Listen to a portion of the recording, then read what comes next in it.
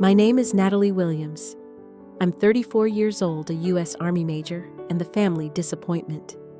After 5 years of silence, I was finally driving back to the small Montana town that raised me, uniform hidden in a garment bag, past carved mountains and memories I tried to bury. My palms were slick on the steering wheel, not from fear of battle, but from the war. I was about to walk into dinner with a family that never believed in me. They thought I'd vanished into military obscurity. What they didn't know, tomorrow at my father's corporate event, I would be the one with final authority over the project they'd staked their careers on. Let's just say they won't see it coming. The moment I crossed the threshold, it was as if the house exhaled every ghost I thought I'd buried. That lemony cleaner smell hadn't changed, it still clung to the air like a memory that refused to fade. The hallway clock ticked in its low, uneven rhythm, a metronome to a life lived in expectation. And those photos, they lined the wall like trophies of a version of me that never made it past adolescence. Braided hair, metal braces, that synthetic smile I wore next to Gregory in his spotless blazer, like I was auditioning for approval that never came. Everything was the same. The plaid couch sagging from decades of denial. The lace doilies under lamps that hadn't worked since I was 15. The crocheted blanket folded with the same cold precision my mother used when discussing anything real. Even the air carried that old weight. Judgment in the walls, disappointment in the floorboards. "Natalie, you made it." Her voice floated out from the kitchen like steam from a pot, warm but impersonal. She didn't come out to see me. She never did. Not when I came back in uniform. Not when I came back bruised. Not even when I came back whole. I stood still in the living room, boots on the edge of the old floral rug, letting the silence wrap around me like static. My fingertips skimmed the banister, worn smooth by years of gripping too tight. This house had always been a temple to the ordinary, a monument to the linear path, school, law degree, marriage, mortgage. Deviations were sins, and I had committed all of them. The family wall hadn't changed either. Gregory's face dominated frame after frame, valedictorian wedding photos, holding his first child. I counted 6 new pictures of him since my last visit. My own row ended at college graduation. As if the day I chose the military, they stopped believing I was worth documenting. No medals, no ribbons, no deployments, just a silent erasure. I climbed the stairs slowly, every step creaking under the weight of everything we never said. My old room was intact. Too intact. A shrine to the girl they tried to mold, the one they wished I'd stayed. My cheerleading trophies still sparkled beneath a fine layer of dust. A framed SAT score sat proudly next to a yellowing brochure for Columbia Law. There was no trace of the woman who'd commanded troops in blackout zones or negotiated security corridors under threat. I dropped my duffel on the twin bed, the quilt beneath it still hand-stitched by my grandmother. God, she was the only one who saw me clearly. The scent of vanilla spray and highlighter ink lingered faintly. I sat down, hands clenched, breath held like a soldier waiting for the next order. My mind flashed to that night. 19 years old. My father's stare like a spotlight. "You did what I accepted a military scholarship to train as an officer." His scoff had more venom than any battlefield. "You're not one of those people, Natalie. That's not who we raised you to be." Gregory was already working at Pinnacle by then, feeding off Dad's contacts and Mom's curated social events.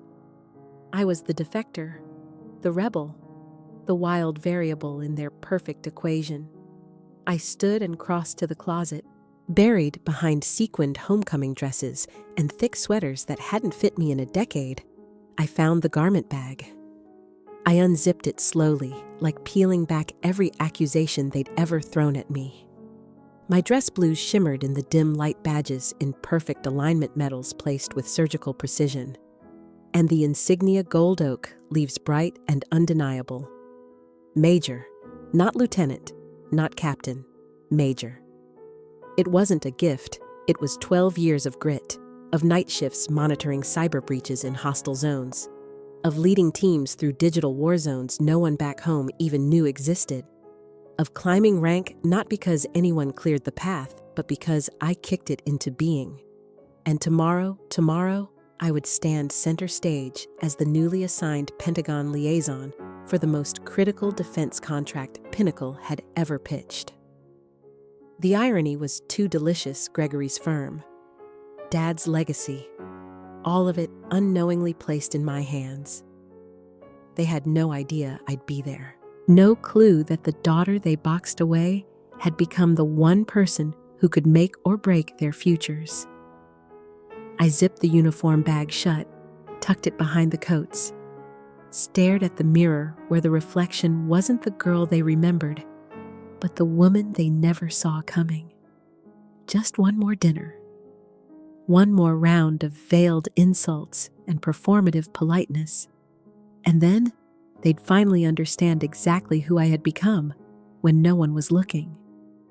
The doorbell rang at precisely 6:01 p.m., the kind of punctuality that wasn't accidental. Gregory had always been a connoisseur of timing. Just enough delay to seem important, just early enough to remain in control. When the door opened, he entered like a senator stepping into a donor gala.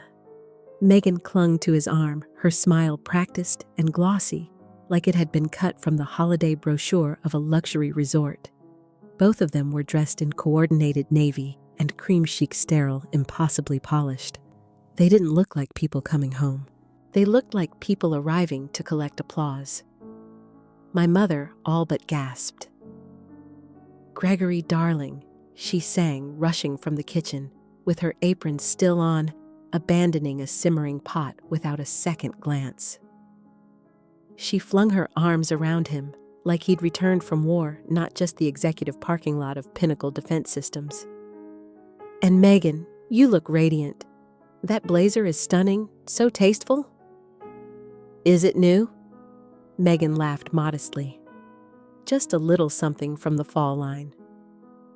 I stood at the end of the hallway deliberately in jeans and a soft charcoal sweater, hair still slightly damp from the motel shower. Invisible by choice, present by necessity. My arms were crossed, my stance relaxed. I wasn't playing dress-up for anyone. Natalie Gregory finally acknowledged his voice, registering surprise, only because politeness demanded it. He gave me a nod. Not a hug, not a smile. Just enough to check the box marked family obligation. His eyes barely lingered before skimming over my shoulder, as if looking for something more worth noticing. "Didn't know you were in town." Clearly, I said, a thin smile curving my lips. The dining table was already set. Roast chicken glistening in the center, flanked by golden potatoes and string beans that still wore a sheen of butter. It smelled like memory, or at least like a version of it.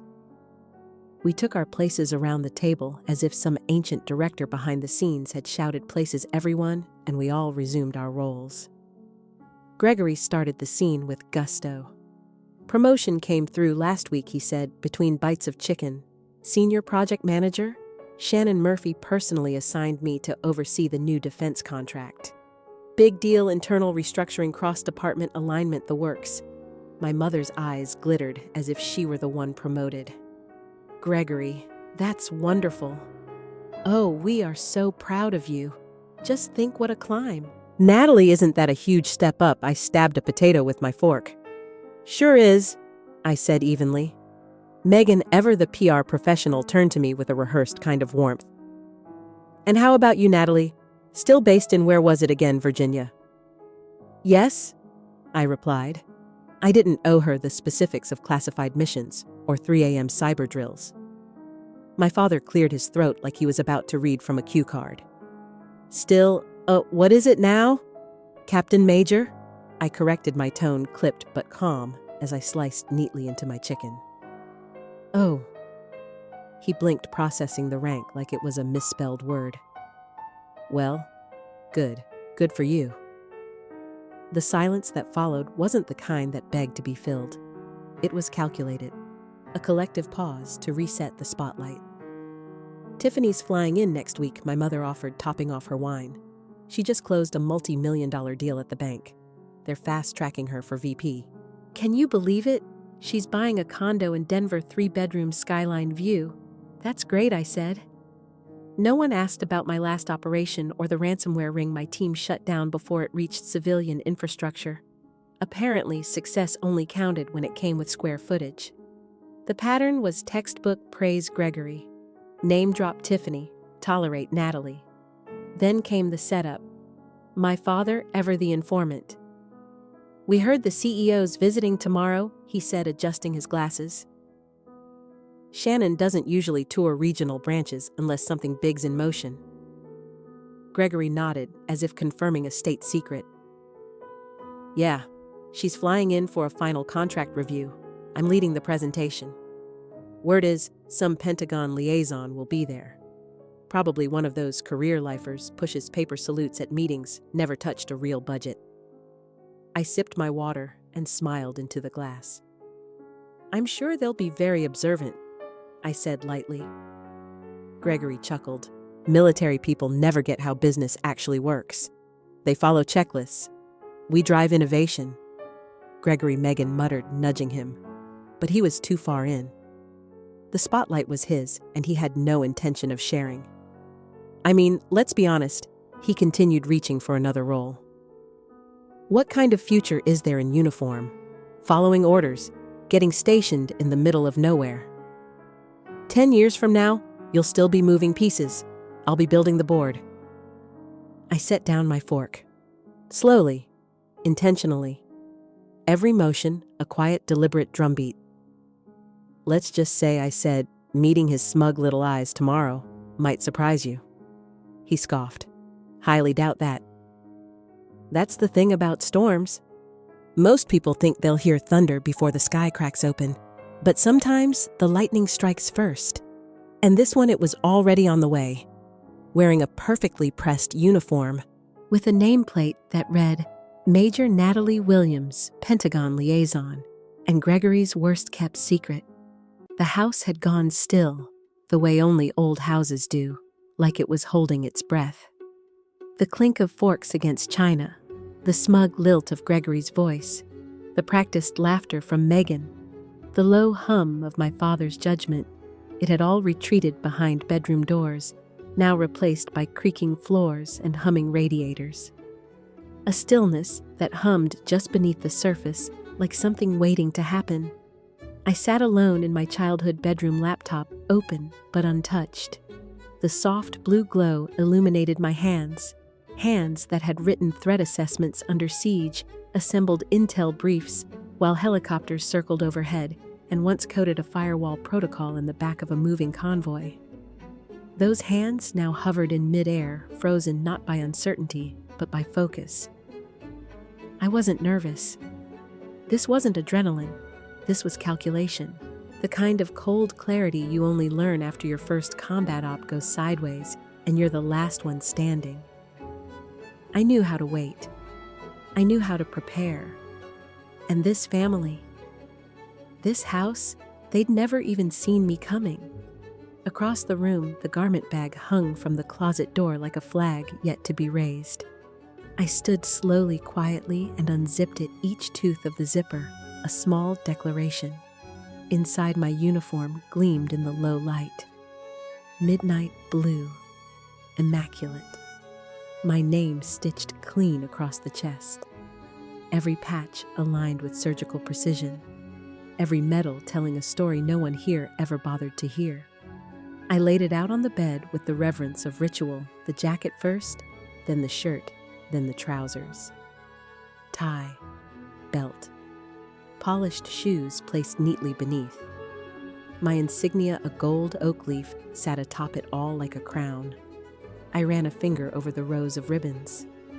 Not for decoration, not for pride, but for memory. For each time, I stood between chaos and control and chose the harder path. I glanced toward the bookshelf. Still their law school brochures with curling edges, the faded cheerleading photo with my forced smile, the trophies no one remembered I won. All relics of a plan that never included who I became. Funny, isn't it? How people can live with you, eat with you, share holidays and blood, and still not know you. To them, I was always Natalie, the one who chose the wrong path, the stubborn one, the disappointment wrapped in discipline. They never asked why I left, never asked what I built. They never asked because they thought they already knew. But tomorrow wasn't going to be polite. I walked over to my laptop. Open tabs glowed across the screen: briefing notes, security protocols, a confidential contact log.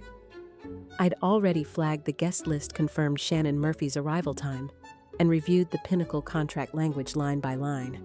There were no loose ends. No surprises, except me. I wasn't just attending the meeting tomorrow. I was chairing it. In an unannounced change pushed through 2 days ago, classified until morning, I had been reassigned as the lead liaison for the Department of Defense Cybersecurity Initiative. Effective immediately. My clearance had been elevated. My authority superseded Gregory's regional status. And I hadn't told a soul. Because power isn't about who yells loudest. It's about who moves quietest. They thought I came home for dinner. For family. For reconciliation. But I didn't come home. I infiltrated. My phone buzzed once confirmation from the Department of Defense headquarters. The secretary's assistant had signed off. The presentation room had been changed per my request. The agenda would be mine to open. I clicked the screen off. I didn't need to rehearse. Not anymore. Tomorrow, Gregory would walk into that boardroom expecting a PowerPoint victory lap. He would scan the room for Shannon, for the Pentagon rep, for the silent figure he could talk over.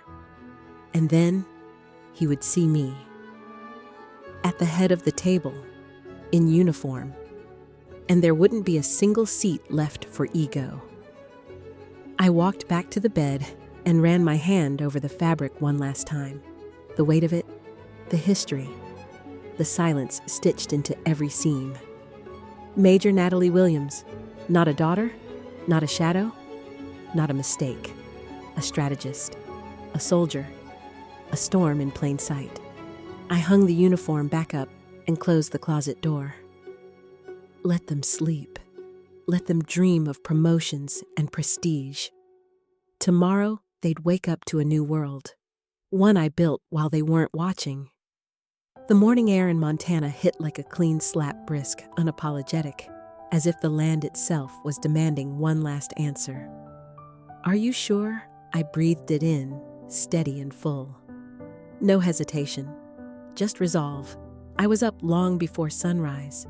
Precision wasn't just habit, it was armor. Hair coiled in a tight bun. Uniform pressed to regulation perfection. Boots shining like I'd polished them with conviction. No trembling in my hands. No doubt in my spine. There was no room for hesitation, not today. Downstairs, the house remained wrapped in early morning silence. The kind that muffles footsteps and carries the weight of unfinished conversations. I passed through the hallway without stirring a soul. My father's voice murmured on the living room TV, some analyst debating national policy, completely unaware the daughter he discounted was about to shape it. No one knew I was leaving. Not today. Not like this. They thought I'd sleep and lick old wounds, stay behind, and keep pretending I didn't belong. They thought I wouldn't follow them into the lion's den. They were wrong. I slid behind the wheel and drove through winding roads still cloaked in dawn. Pinnacle Defense Headquarters rose from the earth like a cathedral of power mirror. Glass walls, steel beams, all angles and arrogance. A place built to look untouchable. But not to me. I pulled into the reserved parking space military liaison and turned off the engine.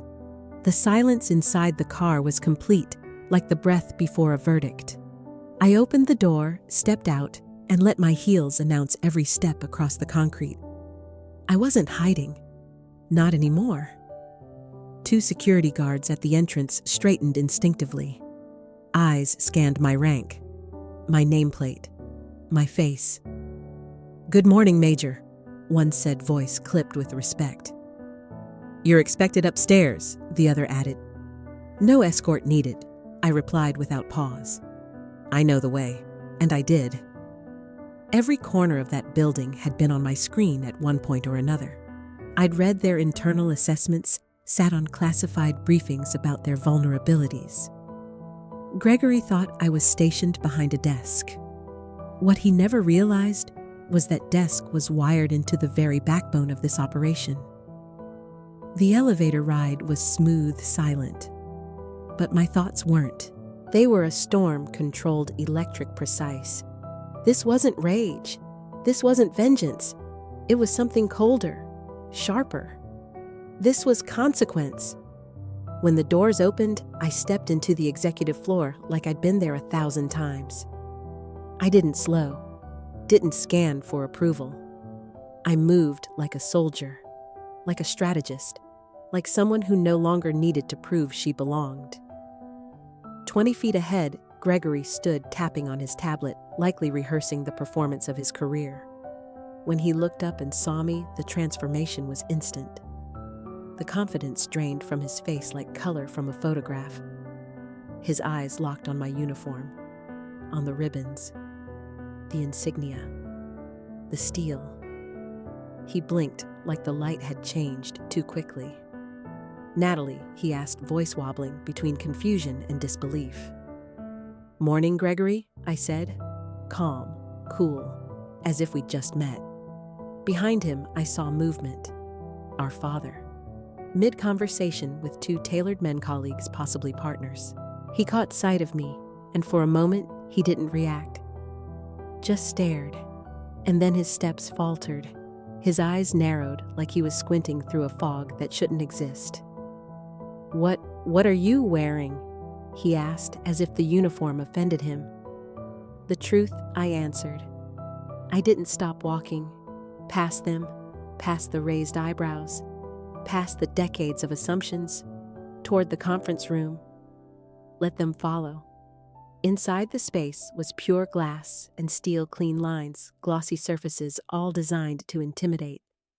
But I didn't feel small here. I didn't feel out of place. I felt inevitable.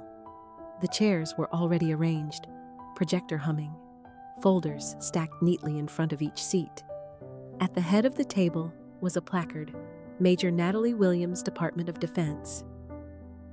I pulled out the chair and sat. Across the room, Gregory hadn't moved. Megan had appeared behind him, confusion turning to recognition. Our father stood beside her, lips tight, eyes darting toward the nameplate. "Is this a joke?" Gregory finally asked, walking in. "No," came a voice from behind him. Shannon Murphy entered, briefcase in hand. She smiled at me, firm and respectful. "Major Williams will be overseeing today's review." The silence that followed was the kind that writes history. I didn't look at Gregory. I opened my notes. Let them process it. Let them scramble. This wasn't revenge. This was order. They had built a world on dismissing me, assuming I'd never rise beyond the roles they wrote for me. But I didn't need their permission. I needed precision. And now I had both. The conference room smelled like fresh coffee, cold ambition, and a hint of fear no one had named yet.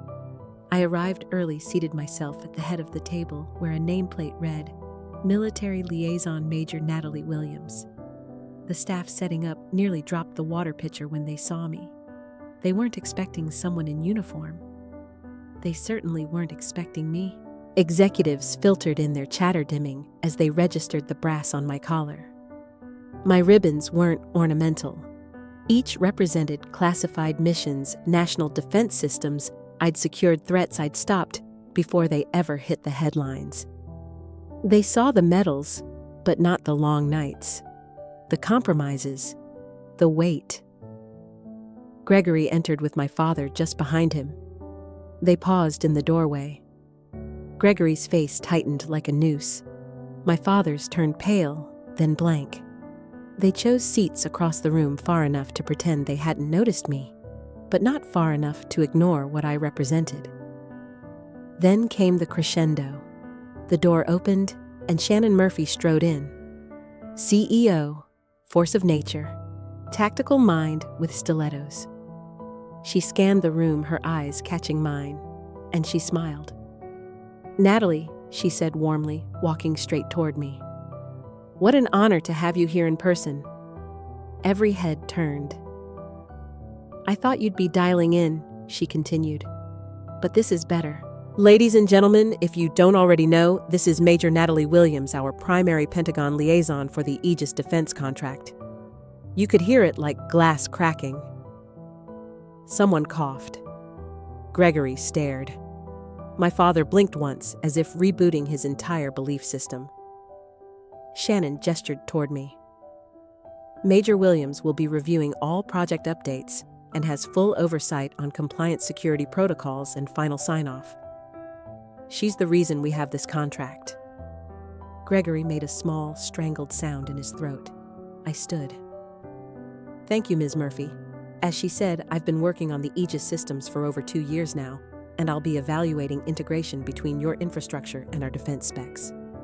I looked around the room. "This includes all technical leadership roles. If you're overseeing a team, I will be assessing your output." And then I turned just slightly to face Gregory. "Timelines, security layers, failure contingencies. You'll report them to me." It wasn't personal, it was protocol. But God, did it feel poetic.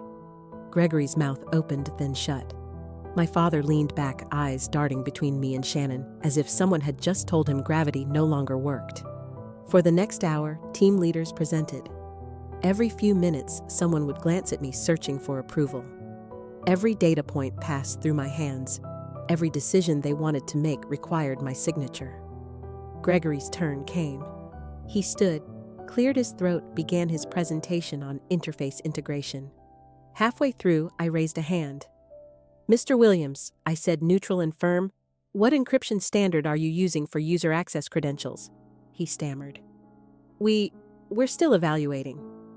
"Then the timeline you outlined is unrealistic?" I replied. "Please revise and resubmit by end of week." A pause. Then Shannon nodded. "Agreed. Major Williams, you have the floor." And in that moment, power shifted. Not with shouts, not with rage, but with a woman in uniform calmly, unquestionably doing her job better than anyone else in the room, including the 2 men who had once called her wasted potential. The hallway outside the conference room emptied slowly, like a battlefield still echoing the last explosion. No alarms, no gunfire, just the silence that comes after impact. People passed me with a different kind of glance now, some curious, some wary, all aware that something tectonic had shifted. I had walked in as the overlooked sibling, and walked out as the force they hadn't accounted for. Gregory passed me without a word, but his eyes clung to mine for half a second too long. Disbelief, embarrassment, the raw edge of something he didn't have a name for yet. My father lingered further down the hall, mid-conversation with someone who clearly couldn't keep his attention. Then, with a hesitation I'd never seen on his face before, he turned toward me. "We should talk," he said. I didn't flinch, didn't I agree. I had already requested his office for 11:00 a.m., a meeting on the books, professional and unavoidable. But I hadn't expected the audience. When I walked in, my mother was seated stiffly on a visitor chair, hands clasped like she was bracing for a funeral. Gregory stood near the window, arms crossed in a posture so defensive it looked painful. Sunlight poured in behind him, but he stayed in shadow. Like always. I stayed on my feet. I wasn't here to be embraced or interrogated. I was here to be understood. My father gestured, vaguely unsure whether to invite me to sit or simply anchor himself. He cleared his throat like he was starting a speech he hadn't rehearsed. "Why didn't you tell us?" he said. Not angry, just hollow. "All this time we thought you were just..." just what I asked. My voice was quiet, but it cut clean. Just surviving, just wandering, just wasting a life you mapped out without me. He looked away. That silence, it was agreement. I sent you everything I said, every promotion, every commendation.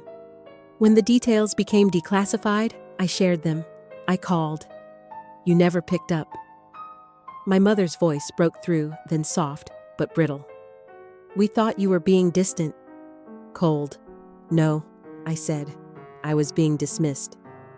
There's a difference. Gregory finally stepped forward, his tone brittle.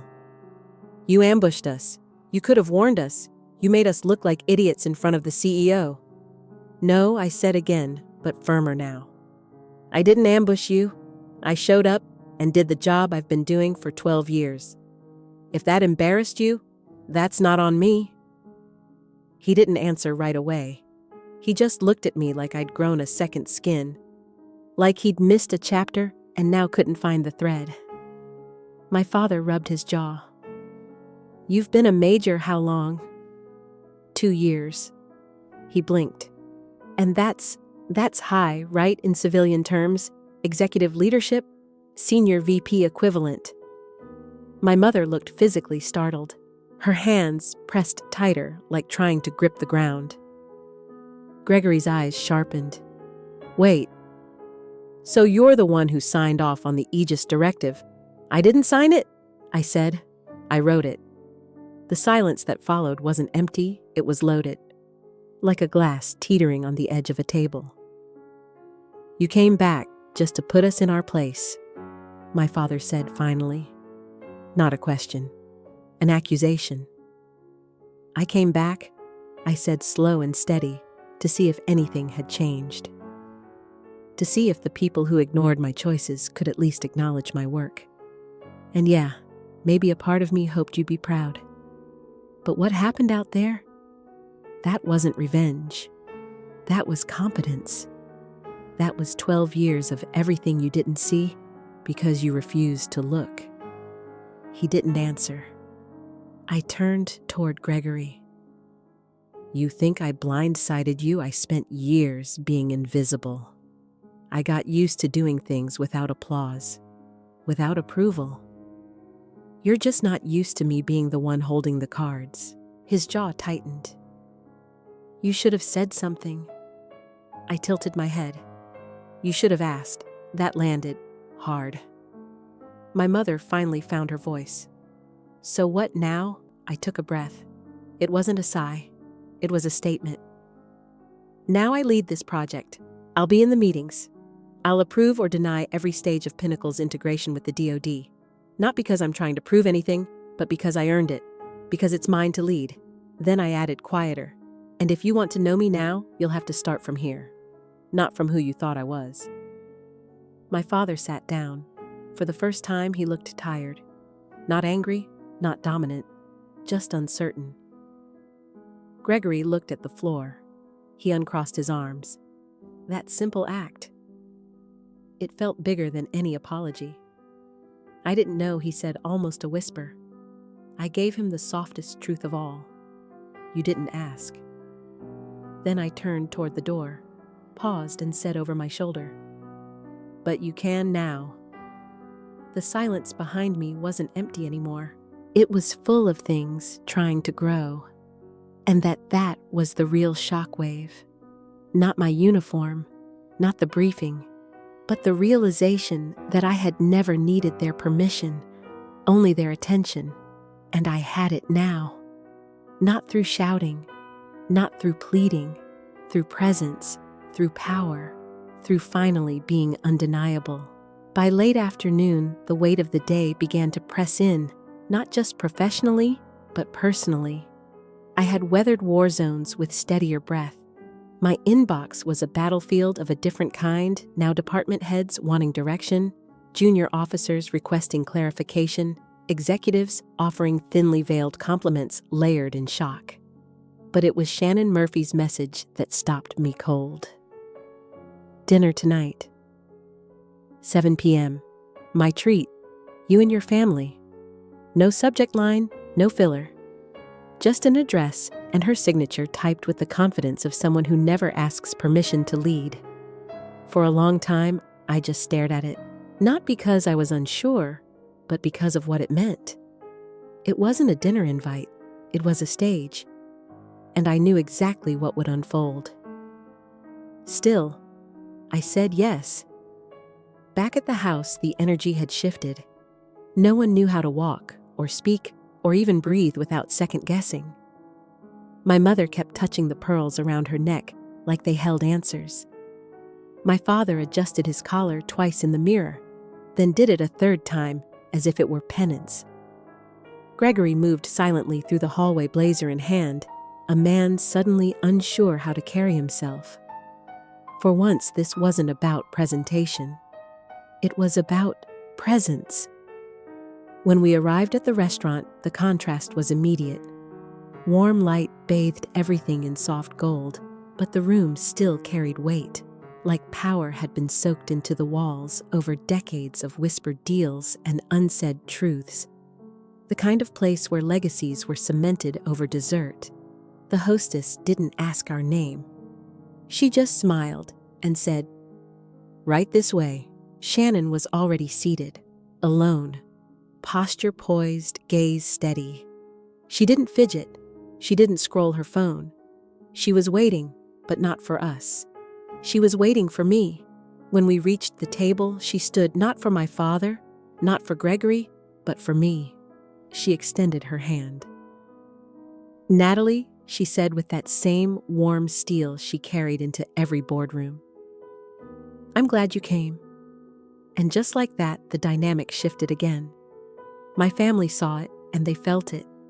There was no mistaking who was leading the room.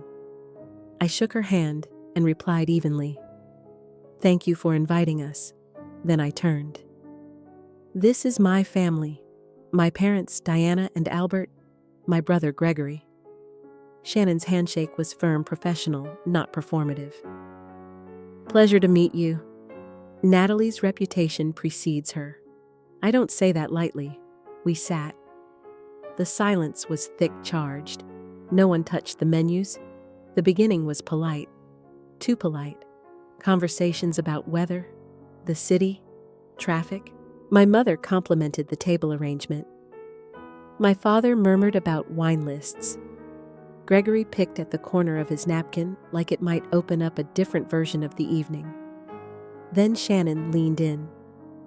"You know, Albert," she said casually, "for months now I've been singing your daughter's praises in internal briefings.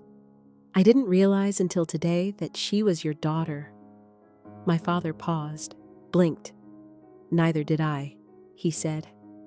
Not sarcasm, not humor, a confession. Shannon smiled, then turned to my mother. "You must be very proud." My mother opened her mouth to speak. No words came. She just nodded, slowly, as if saying yes for the first time. "She's been indispensable," Shannon continued. "Strategic, precise, willing to make decisions no one else wanted to own. She doesn't ask for the room, she earns it. That's rare." Gregory swallowed hard, then looked at me. "Yeah, I got that today." This time when our eyes met, he didn't flinch. He didn't hide. And I didn't hold back. I met his gaze, fully not to gloat, but to let him feel it. This is who I am. Not who you imagined, not who you dismissed. Dinner progressed like a story being rewritten in real time. My mother asked about my past deployments. My father listened, really listened, without interjecting. Gregory asked about the Aegis initiative. I answered plainly, directly, but never small. They had spent years speaking about me. Tonight, they learned how to speak to me. When dessert arrived, a delicate glass of creme brulee, its surface torched to golden perfection. Shannon lifted her wine. She didn't clink her glass. Didn't grandstand.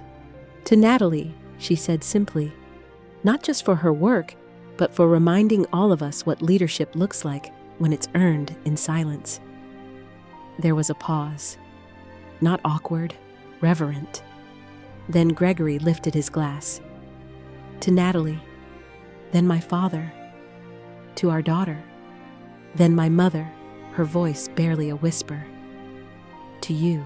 And suddenly, I couldn't swallow.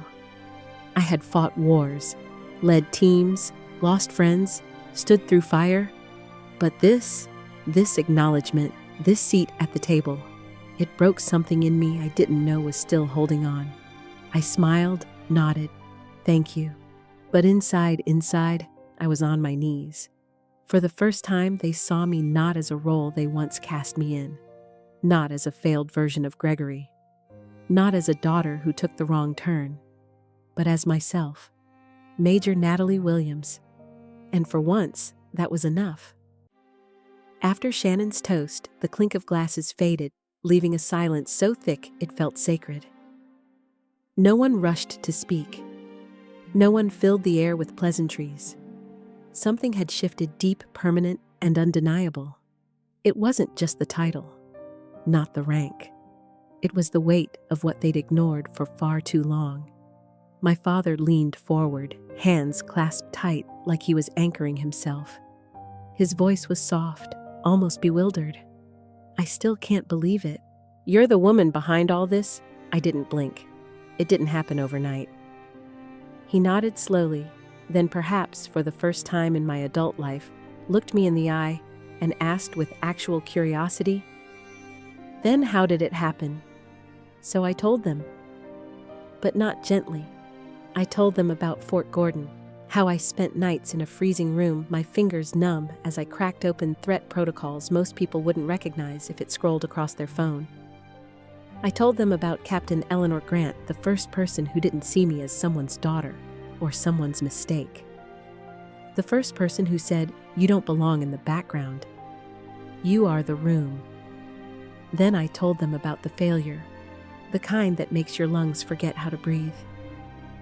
The vulnerability I missed, the system crash that followed the phone calls in the dead of night, that didn't ask why but demanded answers. I didn't sleep for 6 days.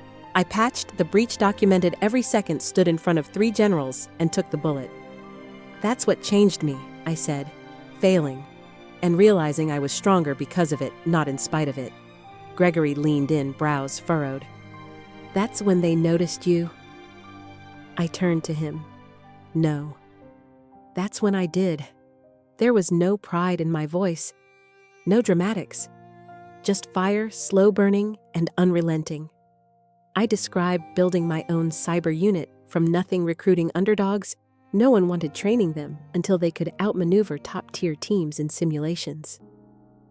I told them about watching my work be credited to others, watching lesser men get promoted because they were louder, older, better connected. I told them about the rooms I walked into where the silence said, "You don't belong here," and how I stayed anyway. I've been called intense, arrogant, difficult, too young, too female, too much. I looked at my father. You called me too stubborn. He didn't deny it. Every one of those labels, I continued. They became fuel. My mother hadn't said a word, but her hands were shaking around the stem of her wineglass. Then, in the softest voice, she whispered, "We didn't know what you were carrying." I nodded, but there was no comfort in the gesture. That's the thing about real leadership, I said. It's not flashy, it's not loud. Most of it is invisible. Until it stands in front of you in full uniform and takes away your excuses. Shannon, who had watched this unravel with quiet reverence, finally spoke. I didn't need a resume to know what Natalie was made of. I saw it in her questions, in how she holds her ground, in how she doesn't back down even when she's the only one standing. No one responded, because no one could. This wasn't a daughter recounting accomplishments. This was a reckoning. And then I turned the knife. You want to know why I never told you? I said, eyes locked on my father.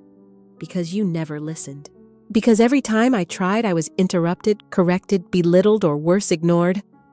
I learned early on if I wanted to be respected, it wouldn't be in this house. So I stopped trying. My father opened his mouth, but I wasn't finished.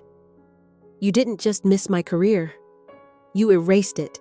I sent emails. You never answered. I called. You passed the phone. I invited you to my promotion ceremonies. You declined. Silence. I built something you couldn't see because you didn't want to. Gregory finally broke. I didn't know you were this capable, I cut in. Powerful, strategic. He hesitated. Important. And there it was. You didn't know, I said, voice like glass, because you never bothered to ask. Not once. Because in your version of success, I didn't exist. He said nothing. My mother's eyes glistened, but still she didn't speak. Then my father said the thing I never thought I'd hear. I thought power looked like something else. I leaned in. You thought it looked like you. Loud. Obvious. Masculine. What you missed, what you all missed, is that my power wasn't built to please you. It was built to survive you. They stared at me, but now they finally saw me. Not as a disappointment, not as a footnote, but as the storm they'd dismissed for too long. Shannon raised her glass again, quietly this time. To Major Natalie Williams, she said. The storm we didn't see coming. And this time, when the glasses clinked, it didn't sound like celebration. It sounded like surrender. That night, as coats were gathered and the check signed, no one said the word sorry. But something else was left on the table. Not forgiveness, not yet, but the awareness of power. And that was enough. Because I hadn't come to be understood. I came to be undeniable. And I was. The next morning, something was off. The air didn't carry its usual chill of tension. No passive-aggressive newspaper rustling. No pointed clearing of throats over toast. Just the quiet hum of something suspiciously warm. And then, I walked into the kitchen and nearly dropped dead. My father was at the stove, flipping pancakes, wearing an apron that read, "Kiss the cook," as if irony weren't already thick in the room. "Morning," he said without looking up. "Hope you like blueberries." I blinked. Once, twice. No cameras, no hidden microphones. Just my retired colonel father delicately arranging pancakes like they were part of a diplomatic negotiation. Blueberries, the same fruit he once called unnecessary sugar. Across the kitchen, Gregory strolled in like it was casual Friday on redemption tour. He held out 2 mugs. "Coffee," he said with a smile so rehearsed, it might have passed casting for a pharmaceutical commercial. "One's black, one's got oat milk." Took a guess. Ah, yes. The brother who once said oat milk was hipster nonsense now spoke fluent barista. Mom followed, next, arms full of nostalgia. She held my old quilt, washed, pressed, folded into a perfect square. "I thought you might want this back in D.C., she said softly. "Just a piece of home." Right. The same quilt that had gathered dust for a decade in the guest room closet now made its debut like it had emotional value all along. How touching. No backhanded comments, no critiques about my hair or that tone in my voice. No reference to Tiffany or the miracle of Gregory's Excel skills. Just kindness. I didn't know whether to sit down or check the windows for flying pigs. We sat at the table. No one rushed to talk. No one dominated the room. It was the first time I ate in that kitchen and didn't feel like a ghost occupying someone else's life. Impressive, really. They'd spent years perfecting the art of silence as a weapon. Now, they were trying out silence as a bridge. Later, as I gathered my things, my father pulled me aside. He cleared his throat, a signature move, usually followed by disappointment. But this time, he simply asked, "Would you show me your work setup sometime? The tech, the systems, what it all looks like." I turned slowly. "You want a tour?" He nodded, awkward. "I want to understand. Understand." The same man who once said cybersecurity was just kids in basements now wanted a walkthrough of my Department of Defense network environment. "Sure. Why not? Maybe we could FaceTime the Joint Chiefs while we're at it. Later that night, Gregory knocked on my door like a man offering penance. I was thinking, he said, holding a notepad, if you could recommend a book or two on leadership, I'd read them. I want to lead like you do. Of course. Enlightenment by reading list. 10 years late, but sure, let's pretend a couple chapters of Dare to Lead can undo a decade of mansplaining. Then came the pièce de résistance, my mother shyly holding out a scrapbook. Not full, not half full. Blank, completely untouched. If you have photos, medals, anything you want to include, I'd like to start putting those in. Now they wanted to archive me, frame me, curate my life in the same pages they once refused to read. To be clear, these weren't grand gestures. No dramatic apologies. No "we failed you" monologues worthy of primetime television. No, these were quieter. They were cracks. Hairline fractures in a wall they spent decades building, now finally letting the light leak through. And for the first time, I didn't feel the urge to punch through it. I just stood there feeling something soften. Not because I forgot. Not because it didn't still sting. But because I saw the shift and it was real. This wasn't the love I begged for at 18, sobbing into a pillow, because no one clapped at my scholarship letter. This wasn't the validation I chased at 25 when I earned a promotion and got radio silence in return. No, this was different. This was respect. Hard-won, late, awkward, imperfect, but real. And somehow real was enough. Because in the end, I wasn't asking them to rewrite the past. I was demanding that they finally show up for the present. And maybe, just maybe, they were starting to. With pancakes, with oat milk, with blank pages finally ready for the truth. And me, I'd stopped needing applause a long time ago. But damn if it didn't feel good to finally hear the silence say, "We see you now." Even if it took a war I had to fight alone. Even if I had to become the thunder they never thought I could be.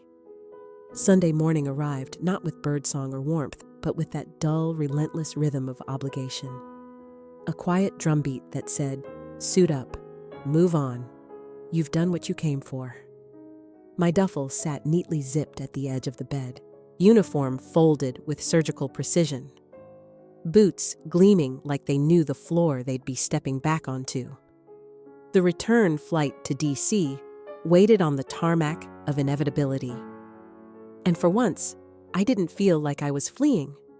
I wasn't clawing my way out of a house that couldn't hold me, or a family that didn't see me. No, this time, I was just leaving, with purpose, with dignity, and with one hell of a better story than the one I arrived with. As I zipped the final pouch, there was a soft knock at the door. My mother. Of course. She peeked in, hands folded in that way she always did when rehearsing vulnerability. "Can I help with anything?" she asked, as if we were starring in a Hallmark original, and not the slow-burning sequel to 2 decades of avoidance. "I've got it," I said. She nodded, didn't move. Instead, she stepped inside like a guest in her own daughter's story and held something out, a small envelope. My name on the front in her loopy, careful script. "For the plane," she said, and then with the kind of hesitation reserved for bad news or late apologies, and beyond. I took it, didn't open it. I had no interest in unsealing symbolic redemption at 35,000 feet while my seatmate nibbled pretzels. Downstairs, Gregory stood by the curb like a teenager about to confess to crashing the car. "You sure you don't want to ride?" he offered, holding car keys like they were peace treaties. "I've got a government transport," I said and smiled. Perks of being the scary Pentagon sister. He laughed, rubbed the back of his neck. "Still feels weird. You leaving again?" "Yeah," I said, slinging the duffel over my shoulder. Then he added, "But different. Like maybe we'll keep in touch this time." I raised an eyebrow. "Is that up to me?" He hesitated. "No, it's up to us." "Ah, us." the word that never existed until I outranked his ego. My father stepped onto the porch. No speech, no unsolicited advice, just a calendar. A real printed calendar. With one date circled in red. I marked the Cyber Defense Summit, he said. If you're speaking again this year, I'd like to be there.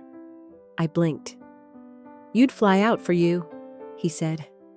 Absolutely. Right. From the man who once skipped my promotion to attend Gregory's quarterly review. Growth. At the curb, all three of them gathered like spectators seeing off a dignitary. No shouting, no last-minute guilt trips, no passive-aggressive guilt about holiday visits or what family should mean. Just presence. Late, but present. My mother reached out, took my hand. She looked at me with a softness I hadn't seen since I was a child, asking to stay up late and be seen. Next time, don't wait 5 years, she said. I smiled, crooked and sharp. Next time, maybe you won't need a uniform to see me. She paused, nodded. A silent pact between two women finally speaking the same language, even if we had to shout in other dialects for decades to get there. I climbed into the car. No tears, no backward glances, just a long exhale as the door shut behind me. Through the window, they watched me go 3 figures on a sidewalk that used to feel like the edge of rejection. Now, they looked smaller.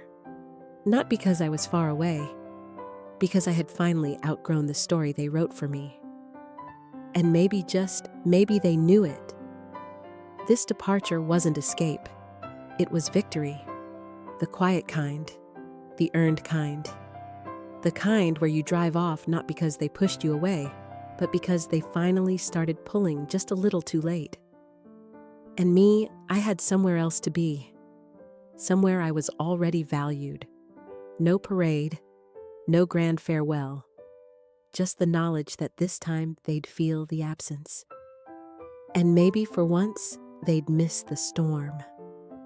Back in Washington, the sky was overcast gray clouds sweeping across federal stone and glass. I stepped out of the car in front of my building suitcase, in hand boots clicking on the pavement like punctuation marks. Home. But not quite the same woman who had left. Inside my apartment smelled faintly of cedar and order. The neatness was familiar, reassuring. Yet I found myself walking slower, touching more photo frames, ribbons a stack of unread journals. As if rediscovering my own life. I unpacked with care, folded my uniform with reverence. Then finally, I opened the envelope my mother had handed me. Inside a letter. Just 2 pages. Written in longhand. She didn't apologize. Instead, she recounted memories I'd forgotten the time I'd drawn blueprints of spaceships on napkins. The day I won the state math bowl. And she ended it with one line that hit like truth.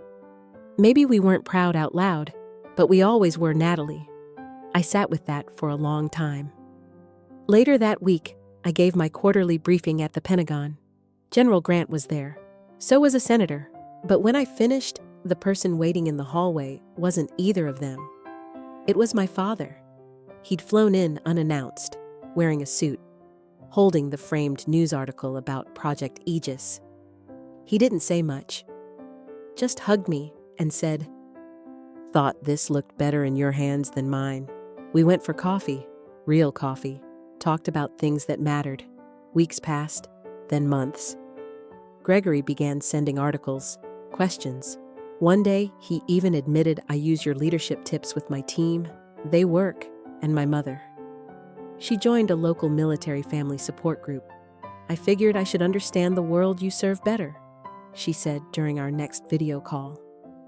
I didn't cry, but something inside me softened deep and lasting. Because healing doesn't always arrive with fireworks. Sometimes it comes quietly, in handwritten letters, in uncomfortable growth, in blueberry pancakes, and in finally being seen.